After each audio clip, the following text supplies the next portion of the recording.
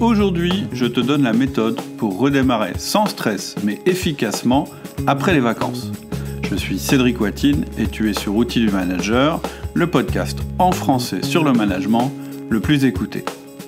Dans l'épisode précédent, nous avons vu qu'il n'y a pas d'alternative à de vraies vacances déconnectées du bureau.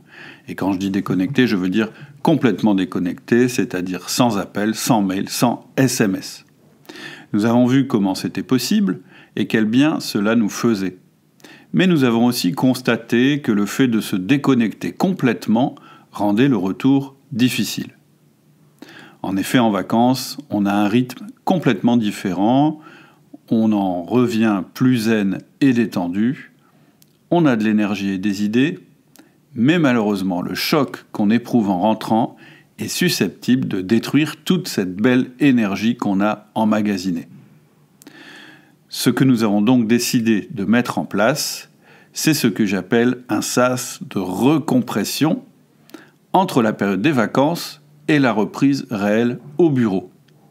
Si tu n'as pas écouté l'épisode précédent, je te conseille de le faire maintenant.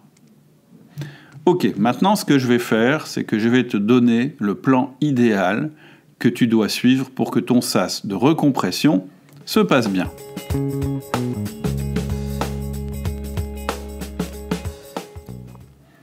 Il y aura 5 étapes. Première étape, intégration des nouvelles idées et résolutions. Deuxième étape, tri et purge des tâches. Troisième étape, vidage total de ta boîte mail. Quatrième étape, programmation des prochaines semaines. Et cinquième étape, next action. Ça va te prendre environ 3 à 5 heures. Et plus tu auras un système d'organisation personnelle fonctionnel, moins cela te prendra de temps. J'y reviendrai. Mais pour le moment, ce qui est important, c'est l'ordre des séquences. Tu as vu qu'on commence par les idées et les objectifs, et pas par la lecture des mails qui se sont accumulés dans ta boîte mail. Démarrer par la lecture des mails est une grave erreur que nous sommes tous tentés de commettre.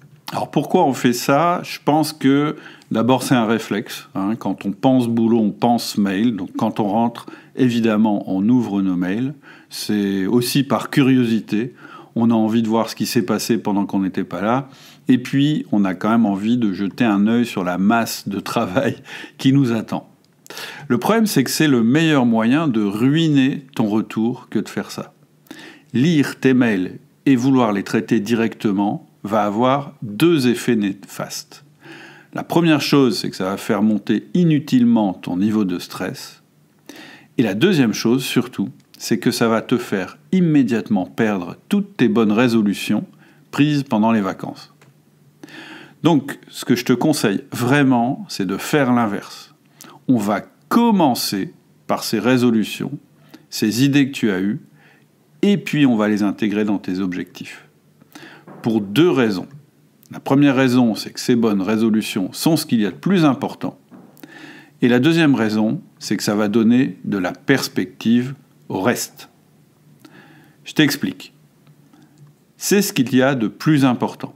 Je dis ça parce que les vacances, au-delà du repos qu'elles nous procurent, sont un moment de recul par rapport à notre activité quotidienne. C'est pendant ces temps plus détachés du quotidien du travail que tu vas avoir les idées les plus essentielles et les plus profondes.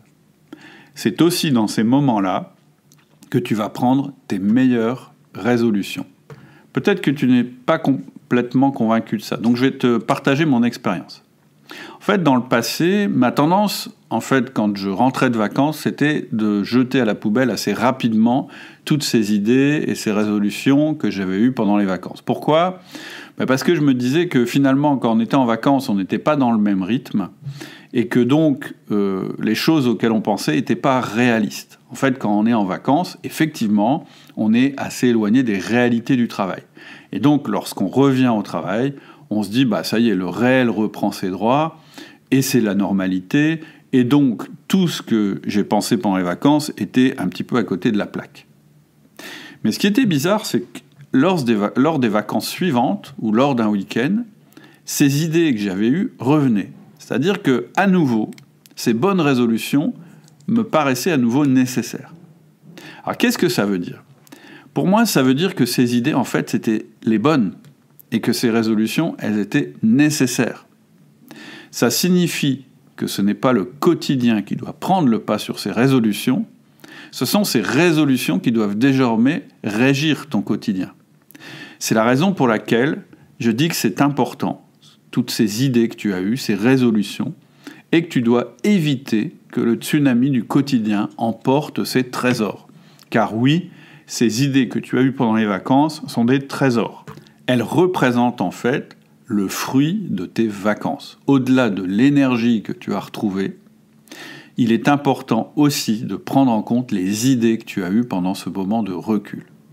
Le deuxième argument que je t'ai donné, c'est que commencer par ça, ça va donner de la perspective au reste de ton sas de recompression.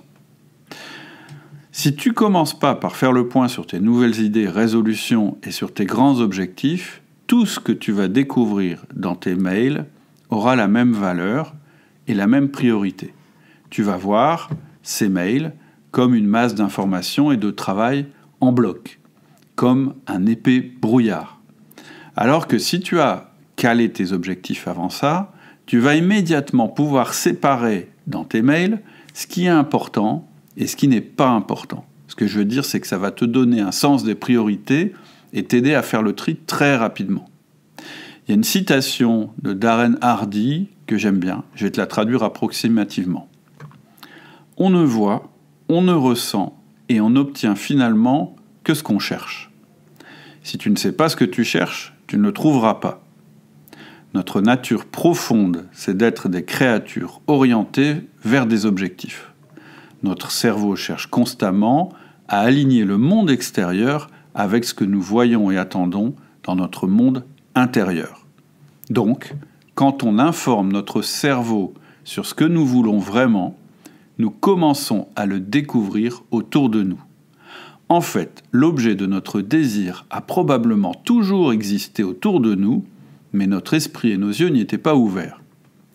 Et donc, ce sont ces principes qui font que je te déconseille toujours de démarrer ta journée, par exemple, ou ton retour de vacances par tes mails. Si tu fais ça, ce seront tes mails qui vont déterminer la suite de tes actions.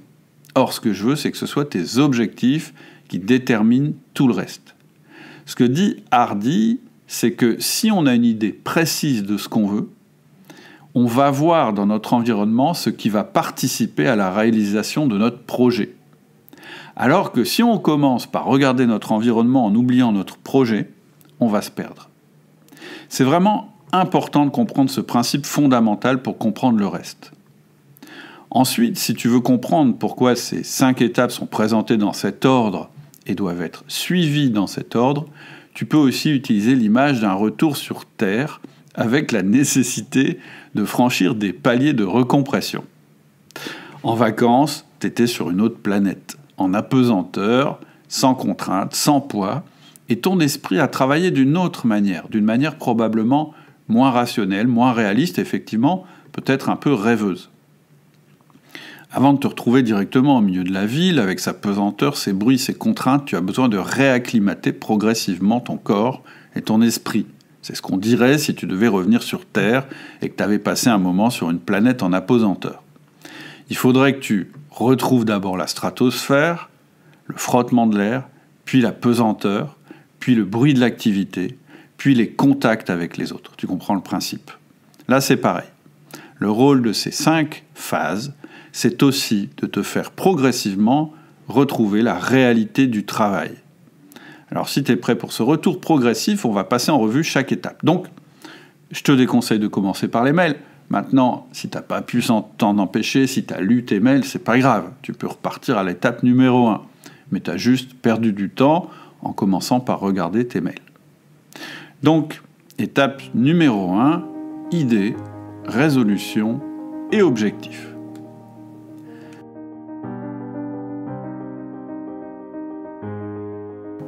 Le premier travail que tu vas faire dans cette première étape, c'est un travail agréable.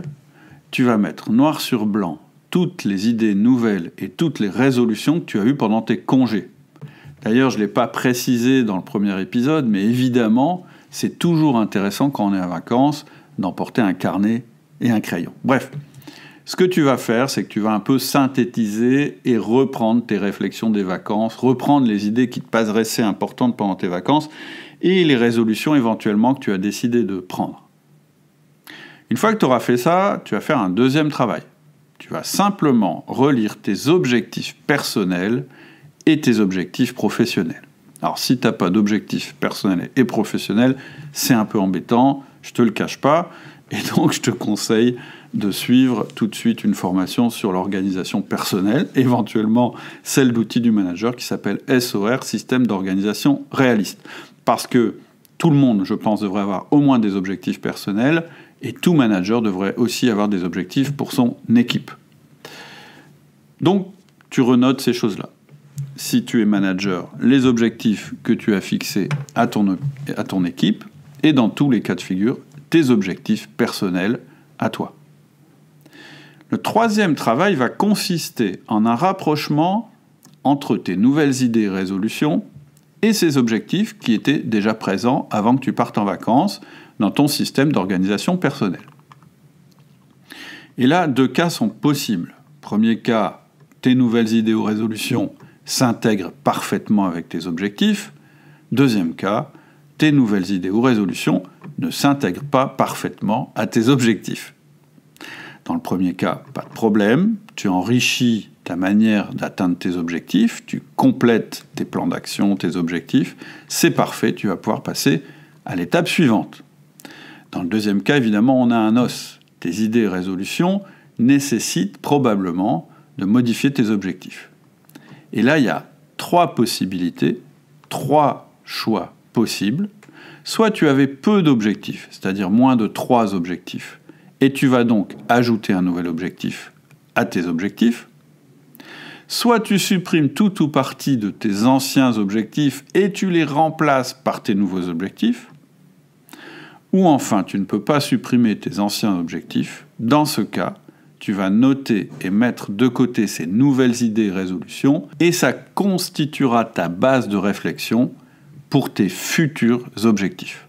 Alors pour que tu comprennes pourquoi je prends tant de précautions à propos des objectifs, il va falloir que je t'explique un des fondements de mes méthodes. Que ce soit dans mon système d'organisation réaliste ou dans ma formation management par les objectifs, je limite toujours fortement le nombre des objectifs. C'est-à-dire qu'avec le recul, avec l'expérience, je suis absolument convaincu qu'il est totalement inutile et contre-productif même d'avoir plus de 5 objectifs ou d'imposer plus de 5 objectifs à tes collaborateurs. Ça ne fonctionne pas. Et d'ailleurs, je préfère même 3 objectifs. Pour moi, l'idéal, c'est 3 objectifs. Et pour parvenir à m'en tenir à 3 objectifs, comment je fais ? Je limite le temps de réalisation de ces objectifs à 90 jours. Je ne vais pas rentrer dans le détail de pourquoi 90 jours, ce n'est pas le lieu dans ce podcast, mais retiens seulement que ces objectifs sont remis en question en fait tous les 90 jours. Ça signifie donc que si tes idées et bonnes résolutions ne peuvent pas être mises en place maintenant parce qu'elles porteraient ton nombre d'objectifs à plus de 5, et donc elles seraient néfastes à l'atteinte des objectifs que tu t'es déjà fixés, ces idées et ces bonnes résolutions n'en sont pas moins précieuses. C'est pour ça que je te conseille de les noter, de les stocker quelque part, à un endroit que tu vas retrouver facilement quand tu réfléchiras à tes prochains objectifs. Dans la méthode SOR, on a une liste pour ça qui s'appelle « Un jour ». Donc voilà pour la première étape, je te résume les phases. Première phase, tu notes tes idées, bonnes résolutions, celles que tu as prises pendant tes vacances. Ensuite, tu fais la revue de tes objectifs et tu regardes la compatibilité de l'un avec l'autre. Si c'est compatible, c'est simple, tu intègres tes idées, tes résolutions dans tes objectifs. Si c'est incompatible ou si ça porte ton nombre d'objectifs à plus de 5, eh bien tu les gardes pour plus tard. Ce qui est sûr et ce qui est important, c'est que tu ressortes de cette première étape avec une vision très claire de tes propres objectifs personnels. Si tu pratiques aussi le MPO, le management par objectif, tu sors aussi de cette étape avec une vision très claire aussi des objectifs de chacun de tes collaborateurs. C'est désormais avec ce filtre très important que tu vas passer à la suite du processus. Mais est-ce pour autant maintenant que tu vas enfin pouvoir attaquer tes mails? Certainement pas. On va d'abord passer en revue tes tâches et même jeter un œil à ton agenda. On arrive donc à l'étape 2, la revue des tâches. Ceux qui ont suivi la formation SOR, système d'organisation réaliste, ne seront pas surpris par cette étape. En effet, ce système inclut un exercice essentiel que nous pratiquons toutes les semaines. C'est une maintenance des éléments importants de notre système d'organisation personnelle. Ici, on va donc passer en revue nos listes de tâches, toutes nos listes de tâches. En effet, il est probable que tu n'aies pas purgé tes listes correctement avant de partir en vacances. Il est probable aussi que tu reviennes avec de nouvelles idées, on en a parlé, et une nouvelle vision de l'orientation de tes actions dans les mois qui viennent. Et bien sûr, il y a probablement des tâches qui vont être générées par la modification des objectifs que tu viens d'effectuer. Donc je ne rentre pas ici dans le détail des listes de tâches, puisque c'est justement l'objet de la formation SOR, mais voilà ce que tu vas faire à cette étape. Tu vas commencer par purger les tâches déjà faites, que tu n'as pas remises à jour avant de partir. Ensuite, tu vas créer les tâches relatives aux nouveaux objectifs. Tu vas supprimer les tâches relatives aux anciens objectifs, puisqu'elles ne sont plus d'actualité. Et enfin, tu vas revoir la priorisation des tâches en fonction de ta nouvelle vision. Ce travail est aussi important que le précédent. Pourquoi?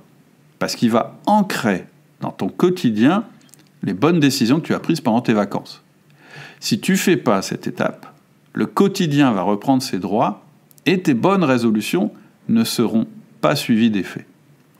On est ici, dans cette étape, vraiment à l'articulation entre ce que tu veux faire, ce que tu peux faire de manière réaliste, et ce que tu vas faire. Ce qui fait l'efficacité d'un bon système d'organisation, c'est cette articulation entre tes réflexions et ton passage à l'action. Sans passage à l'action, que ce soit dans la vie ou dans l'entreprise, le système d'organisation ne sert à rien. C'est une vue de l'esprit, peut-être qui te fait plaisir, mais qui n'a aucun intérêt dans ton quotidien. Enfin, le dernier gros avantage de cette étape de revue des tâches, c'est que tout doucement, tu te remets dans le bain. C'est-à-dire que d'un côté, tu as à l'esprit ce qui est essentiel pour toi, ce sont tes objectifs et tes résolutions, et de l'autre, la réalité qui est constituée par les tâches que tu vas devoir réaliser. Bien sûr, ton système de tâches doit être structuré de telle manière qu'il fasse la différence entre le court terme, le moyen terme et le long terme. Dans le système d'organisation réaliste, en fait, on a une liste par terme. On va donc maintenant avancer encore dans le retour à la réalité. On va attaquer les mails. Mais il y a une petite étape juste avant. Tu vas simplement jeter un œil sur ton agenda. Donc l'idée ici, c'est pas de noter quoi que ce soit dans ton agenda ou d'agir sur ton agenda, mais de prendre conscience simplement de tes impératifs déjà notés dans ton agenda pour les 3 semaines à venir. C'est-à-dire que si tu suis la méthode d'outils du manager, forcément dans ton agenda, tu as déjà tes 1 à 1, tes réunions et tes rendez-vous avec toi-même. Donc juste pour ancrer dans ton esprit ton temps disponible, tu ne passes que 5 minutes là-dessus, pas plus, mais tu regardes ton agenda. On reviendra à l'agenda, cette fois-ci de manière active, dans la 4e étape. Une fois que tu as fait ça, on peut attaquer la 3e étape, le vidage de la boîte mail. Chez Outils du Manager, un des piliers de la gestion des mails, c'est de ne jamais se faire contrôler par nos mails, mais de toujours contrôler nos mails. Et donc le principe qu'on utilise, c'est de régulièrement vider notre boîte de réception. Et je dis bien la vider, c'est-à-dire que tous les jours, sauf exception, mais en tout cas toutes les semaines, notre boîte mail est totalement vide. Tous les mails accumulés sont évacués et c'est ça qui prouve qu'on les contrôle. Mais évidemment, pendant les vacances, puisque tu n'as pas ouvert ta boîte mail, tu n'as pas pu utiliser cette méthode. On a donc un processus pour ça. Je ne vais pas rentrer dans les détails du processus, mais je vais t'en décrire le principe général, parce que c'est ça qui est important. Le principe général, c'est de prendre chaque mail dans l'ordre et de décider selon 3 options. Première option, on ne fait rien, c'est-à-dire on archive, on détruit le mail. Deuxième option, on exécute la petite tâche qui est contenue dans le mail et qui ne prend que 2 minutes, et ensuite on archive ou on détruit le mail. Et la troisième option, c'est de générer une tâche à partir de ce mail, et ensuite d'archiver et de détruire ce mail. Alors qu'est-ce que c'est que cette tâche ? Cette tâche, elle peut concerner soit un membre de notre équipe, si on est manager, ou soit nous-mêmes. Si c'est un membre de notre équipe, nous avons un système de management qui va prendre en charge cette tâche. Si c'est une tâche pour nous, nous avons un système d'organisation personnelle qui va prendre en charge cette tâche. On va donc faire disparaître tous ces mails de notre boîte mail pour les transformer en travail à faire. Ce que je vais te dire maintenant est le plus important à comprendre. Quand on rentre des congés, les mails symbolisent en fait la réalité du terrain et de notre travail. Cette masse accumulée, cette masse d'informations, parce que les mails c'est de l'information, ce sont donc soit des mails d'information purs sur ce qui s'est passé en notre absence, donc on le lit et on prend ça en considération dans notre réflexion, soit des informations sur des actions que nous, notre équipe, sommes censés réaliser à notre retour. Et c'est très important d'avoir préparé ton esprit à ça. C'est pour ça qu'il ne fallait pas plonger dans tes mails sans avoir, au préalable, fait ce petit travail de mise en condition de ton cerveau. Je te rappelle que ce qui est important pour toi, ce sont, et dans cet ordre, tes résolutions, tes objectifs et les tâches que tu dois faire prioritairement. Et c'est donc cet état d'esprit qui va te permettre d'attaquer tes mails de manière positive et volontaire, plutôt que de te retrouver submergé par des informations en masse sur lesquelles tu auras le sentiment de ne pas avoir de contrôle. Quand on rentre de vacances, ce qui est important, c'est de reprendre le contrôle le plus vite possible. Et donc, à partir du moment où tu auras effectué ces étapes dans le bon ordre, tu auras chargé dans ta mémoire vive, comme si tu étais un ordinateur, 3 informations importantes. La première, ce sont les priorités héritées de tes objectifs. La deuxième, ce sera la charge de travail à laquelle tu vas faire face, c'est ça que tu vois à travers tes mails. Et la troisième, c'est ton temps disponible à travers ton agenda. Et donc, comme tu as fait le travail que je t'ai conseillé avant, tu seras capable de donner à ce que tu lis une importance et une priorité par rapport à tes objectifs.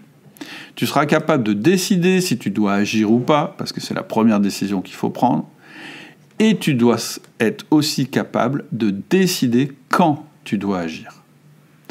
Il te reste donc maintenant plus qu'à vider ta boîte mail. Tu vas alimenter tes listes de tâches et éventuellement légèrement les réorganiser. En général, ce travail-là, ça prend 1 heure. On peut maintenant passer à la 4e étape, qui va être de programmer les 3 prochaines semaines. Tu vas donc maintenant retourner à ton agenda, et cette fois tu vas agir sur cet agenda. À ce stade, je te conseille aussi de passer en revue les agendas de chacun de tes collaborateurs. Pourquoi on fait ça ? Parce que ça va te permettre, dans ta tête, de te remettre en phase avec eux. Quand on lit l'agenda de quelqu'un, quand on lit ce qu'il a fait les semaines précédentes et ce qu'il a prévu de faire les semaines suivantes, on se met en phase avec lui. Et donc, quand tu reprendras demain tes 1 à 1, tu vas pouvoir leur parler d'eux et de ne pas donner cette impression de flottement du retour de vacances qui est assez désagréable. Donc, une fois que tu as regardé leurs agendas, que tu t'es remis au courant de leur contexte, tu vas visualiser ton agenda personnel sur les 3 prochaines semaines. Si tu suis la méthode outil du manager, tous tes rendez-vous récurrents y figurent, tes 1 à 1, tes réunions d'équipe. Si tu as suivi la formation Management par les objectifs, y figurent éventuellement les programmes de tes réunions d'équipe, c'est-à-dire que tu sais immédiatement si tu es au milieu de l'exécution de tes objectifs trimestriels ou à un moment de redéfinition des objectifs ou de remise en cause du plan d'action. Voilà comment tu vas maintenant agir sur ton agenda. Ce que tu vas faire, c'est que tu vas insérer des créneaux de temps. Tu vas insérer les rendez-vous les plus importants, c'est-à-dire les rendez-vous avec toi-même pour avancer sur tes sujets et les rendez-vous avec d'autres pour avancer sur les sujets d'équipe. Et bien sûr ici, le plus important, c'est de veiller à ne pas saturer ton agenda et lui laisser des respirations pour l'imprévu. Ce que je te conseille, c'est le plan suivant. Première semaine, uniquement des rendez-vous récurrents déjà prévus en laissant beaucoup de disponibilité, c'est-à-dire que tu ne charges pas ta première semaine avec les créneaux dont je parlais. Deuxième semaine, quelques rendez-vous avec toi-même sur les objectifs les plus importants. Et troisième semaine, programmation normale de tes objectifs. Alors pourquoi on procède comme ça ? La première chose importante, et c'est pour ça que je te demande de déjà programmer ta troisième et ta deuxième semaine, la première chose importante, c'est de prendre en compte quelques marques pour être certain d'avancer sur tes objectifs, mais aussi pour pouvoir répondre à tes collaborateurs quand tu vas arriver. C'est-à-dire que quand tu vas arriver, tu vas être assailli par les gens. Si ils voient que tu as déjà prévu de les rencontrer la semaine suivante ou celle d'après, ça les rassure et ça leur permet d'attendre. Alors pourquoi on n'a pas programmé ces rendez-vous dès la première semaine ? Parce que je pense que la première semaine, il faut être réaliste. Le retour en lui-même va perturber cette semaine. Donc tu ne vas pas trop la charger. C'est-à-dire qu'il y aura probablement de l'imprévu pendant cette semaine-là, et si tu l'as déjà blindé, ton planning va exploser. C'est pour ça que je te conseille la première semaine de vraiment mettre le minimum syndical parce qu'elle va se remplir toute seule et même toi, tu auras du plaisir à te rendre compte que tu as du temps à consacrer aux gens pour leurs questions, etc. Et ton rythme réel, il va vraiment se reprendre la deuxième et la troisième semaine après ton retour de vacances. Voilà, une fois que tu as passé ces 4 étapes, c'est-à-dire les objectifs, puis les tâches, puis les mails, puis l'agenda, tu as terminé théoriquement ton sas de recompression. Tu es maintenant à jour sur tes objectifs, ceux de ton équipe, tes listes de tâches sont prêtes et ton agenda est préparé. Et demain, quand tu vas reprendre le boulot, tu seras beaucoup plus détendu, clairvoyant et organisé que si tu n'avais pas passé ce petit moment-là. Donc tu pourrais t'arrêter là. Mais s'il te reste du temps, moi j'aime bien ajouter une dernière étape, une 5e étape, pour finaliser symboliquement le retour à la réalité. C'est ce que j'appelle ma next action. La next action, c'est une mini-technique dont j'ai déjà parlé dans les podcasts et les formations. Voilà en quoi ça consiste. Quand tu as un de tes collaborateurs ou toi-même qui n'avance plus sur un projet, il y a une toute petite technique très puissante qui est de se poser une question super simple. Cette question, c'est: quelle serait la petite chose toute simple que je devrais faire pour faire avancer ce projet, ne serait-ce que de quelques centimètres ? En effet, quand on bloque, c'est en général parce qu'on voit notre projet comme une montagne impossible à escalader ou comme une masse de brouillard informe. Et ça peut être complètement libératoire de se poser cette question simple. Mais oui, mais qu'est-ce que la petite action que je peux faire là en 5-10 minutes qui contribuerait même de manière infime à redémarrer le projet ? Donc je te donne quelques exemples.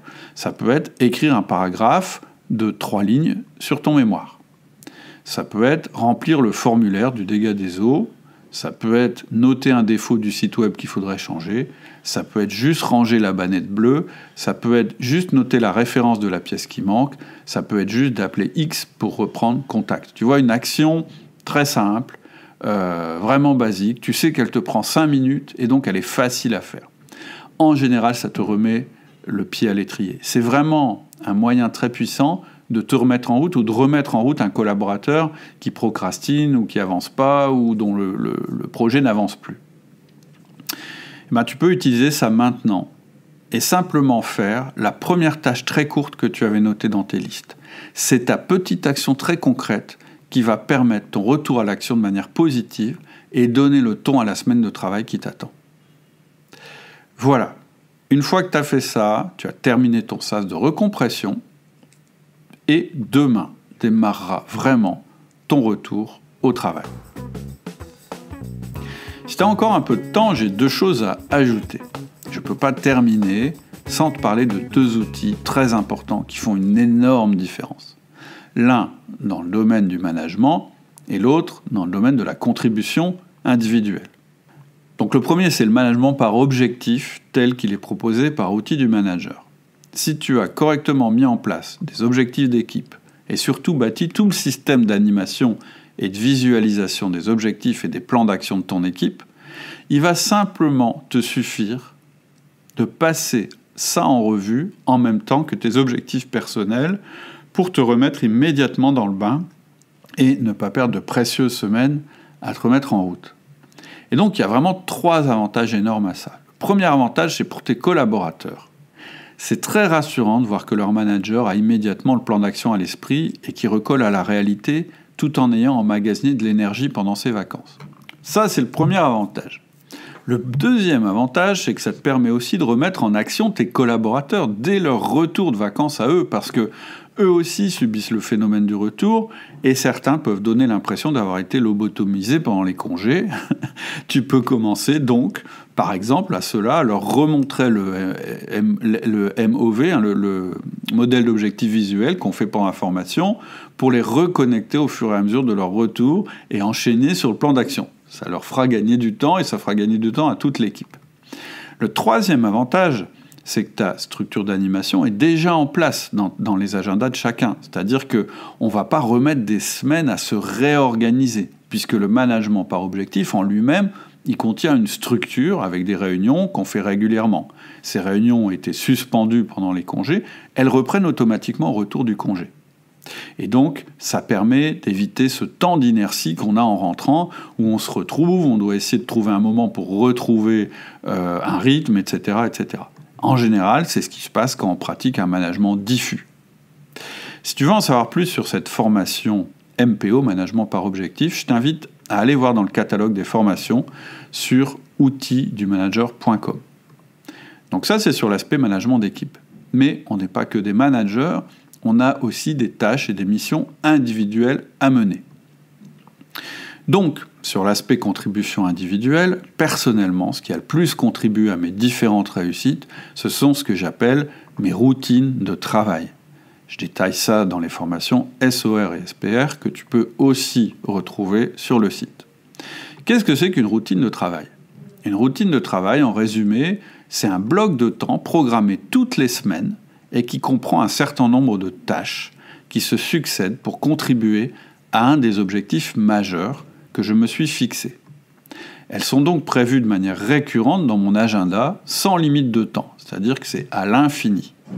Par exemple, toutes les semaines, j'ai un bloc de temps réservé à la réalisation de mes formations, un autre bloc de temps réservé à la réalisation des podcasts, et donc ce sont des rendez-vous avec moi-même qui sont incontournables et aussi importants que mes réunions avec mes collaborateurs.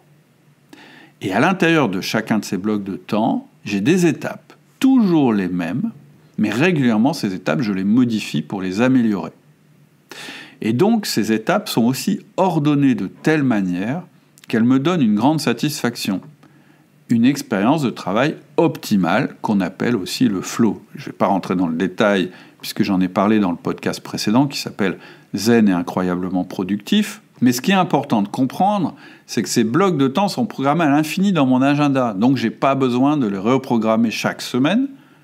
Par contre, ils peuvent être déplacés, modifiés selon les priorités, selon les circonstances ou selon l'évolution de mon travail et selon l'évolution de mes priorités, de mes objectifs. On appelle ça de l'adaptation et de l'amélioration continue.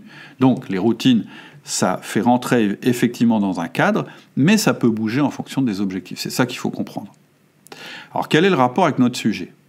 Le rapport avec notre sujet, c'est que quand une période de vacances arrive, évidemment, je supprime sur cette période tous les blocs de temps, mais sur cette période seulement. C'est-à-dire qu'ils figurent dans mon agenda, déjà tout prêt, déjà tout constitué, quand je rentre. Ça a 2 avantages. Le premier, c'est que ça m'évite de les reprogrammer. Je peux simplement les modifier si mes priorités ont changé. C'est toujours plus facile de tenir la gomme que le crayon. C'est-à-dire que c'est toujours plus facile de modifier que de recréer. Donc, premier avantage. Le deuxième avantage, qui est énorme, c'est que ces routines sont construites autour de l'idée d'expérience optimale. Donc, quand je rentre et que je reprends ma première routine, l'impression que j'ai, c'est vraiment la même impression qu'on a quand on se glisse dans une vieille paire de baskets confortable. C'est-à-dire que le retour à la réalité est facile et j'ai pas besoin de me poser 50 000 questions puisque mes routines sont là et qu'il suffit de reprendre simplement où j'avais laissé les choses. Ça fait une énorme différence avec le passé. Dans le passé, je mettais parfois des semaines à retrouver mon rythme et c'était pas toujours agréable. Pour conclure, ce qui est important de comprendre, c'est que tous les systèmes dont je te parle dans mes podcasts, dans mes formations, dans mes mails privés, sont compatibles et articulés entre eux. C'est-à-dire que tu peux tout à fait tirer parti de mes conseils et outils exposés dans ce podcast, même si tu n'as pas mis en place le SOR, le SPR ou le MPO. Mais quand tu mets en place tout ça, quand tout ça, ça commence à fonctionner ensemble, tu as une véritable synergie. Et en fait, chaque outil renforce l'autre. Voilà, j'espère que à travers ces 2 épisodes de podcast, j'ai contribué à ton retour de vacances. Si jamais tu as des questions, si tu as envie d'échanger, n'oublie pas le forum. Il suffit d'aller sur le site outildumanager.com, tu cliques forum et je réponds à toutes les questions. Je te dis à bientôt.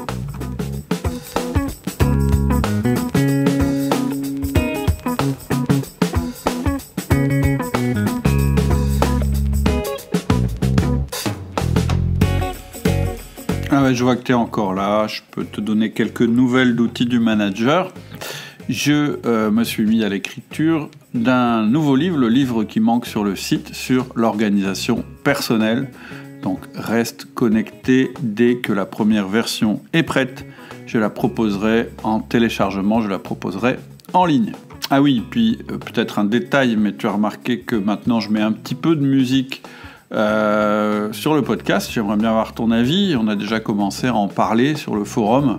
Il suffit que tu ailles sur le forum, que tu retrouves le sujet. Ton avis, évidemment, m'intéresse. En attendant, je te souhaite une excellente semaine et je te dis à bientôt sur le podcast.